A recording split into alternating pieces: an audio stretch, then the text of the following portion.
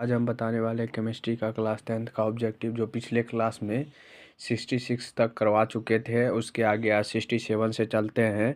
तो ऑब्जेक्टिव प्रश्न नंबर 67 में है कि मिश्र धातु में एक धातु पारद हो उसे क्या कहते हैं। तो यह हो जाएगा ऑप्शन नंबर ए, अमलगम। चलते अगले प्रश्न की ओर।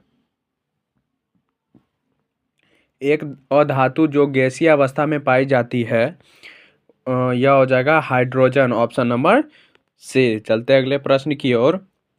69 नंबर प्रश्न है कि एक अधातु जो विद्युत का सुचालक होता है, यह हो जाता है option number A, carbon graphite. चलते अगले प्रश्न की ओर। तो 70 नंबर प्रश्न है, निम्न में से सर्वोत्तम चालक है। तो यह हो जाएगा ऑप्शन नंबर बी, एजी। चलते अगले प्रश्न की ओर। 71 नंबर प्रश्न है, निम्न में उपधातु है। तो यह हो जाएगा ऑप्शन नंबर बी, सिलिकॉन। चलते अगले प्रश्न की ओर। तो 72 नंबर प्रश्न है, MgO यौगिक में कौन सा आयन उपस्थित है। तो यह हो जाएगा ऑप्शन नंबर ए, Mg2+ और O2-। चलते अगले प्रश्न की ओर। 73 नंबर प्रश्न है, दो धातुएं जो प्रकृति में मुक्त अवस्था में पाए जाते हैं। यह हो जाएगा ऑप्शन नंबर ए, Au+Ag। चलते अगले प्रश्न की ओर।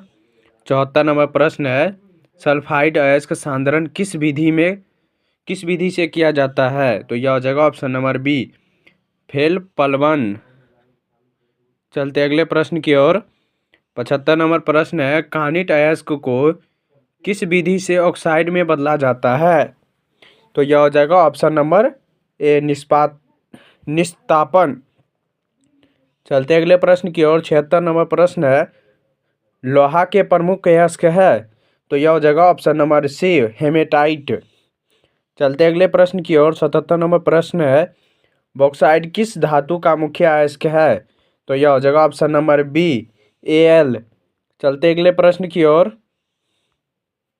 कॉपर धातु का निष्क्रिय किस विधि में किया जाता है। तो यह हो जाएगा ऑप्शन नंबर ए, ऊष्मीय अपचयन।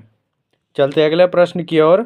79 नंबर प्रश्न है, पारा धातु का मुख्य अयस्क है। तो यह हो जाएगा ऑप्शन नंबर बी, सिनेबार। चलते अगले प्रश्न की ओर। 80 नंबर प्रश्न है, लोहा ऑक्सीजन से संयोग कर क्या बनाता है। तो यह हो जाएगा ऑप्शन नंबर सी, Fe3O4। चलते अगले प्रश्न की ओर। 81 नंबर प्रश्न है, कांसा का मुख्य अवयव है। तो यह हो जाएगा ऑप्शन नंबर ए, Cu+Sn। चलते अगले प्रश्न की ओर। 82 नंबर प्रश्न है कि तांबा और जस्ता की मिश्र धातु है। तो यह हो जाएगा ऑप्शन नंबर सी, पीतल। इसका हो जाएगा पीतल। चलते अगले प्रश्न की ओर। 83 नंबर प्रश्न है, जिंक के साथ अन्य किस धातु को मिलाकर जिंक अमलगम बनाया जाता है। तो यह हो जाएगा ऑप्शन नंबर डी, Hg पारद। चलते अगले प्रश्न की ओर। लेड और टीन की मिश्र धातु है। तो यह हो जाएगा ऑप्शन नंबर सी, सोल्डर। चलते अगले प्रश्न की ओर। 85 नंबर प्रश्न है, दो धातुओं या एक धातु या एक उपधातु का समग्री मिश्रण कहलाता है। तो यह हो जाएगा ऑप्शन नंबर ए, मिश्र धातु। चलते अगले प्रश्न की ओर। 86 नंबर प्रश्न है, किसी मिश्र धातु में यदि एक धातु पारद हो तो यह कहलाता है। तो यह हो जाएगा ऑप्शन नंबर डी, अमलगम। चलते अगले प्रश्न की ओर। पोलोनियम क्या है। पोलोनियम क्या है। तो यह हो जाएगा उपधातु, ऑप्शन नंबर ए। चलते अगले प्रश्न की ओर।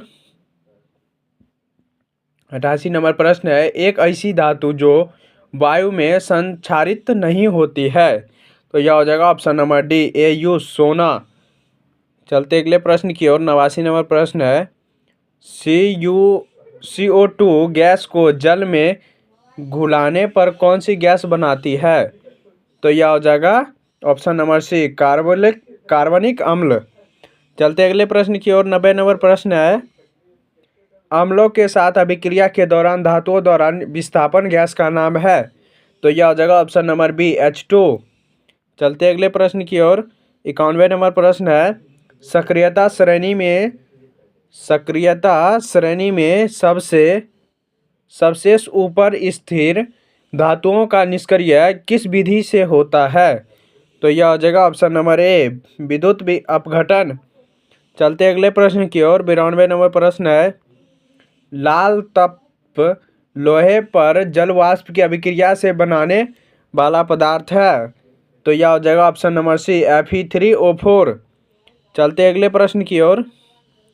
93 नंबर प्रश्न है, लोहा पर जिंक की परत चढ़ाने की विधि कहलाती है। तो यह हो जाएगा ऑप्शन नंबर ए, यशद लेपन या जस्तीकरण।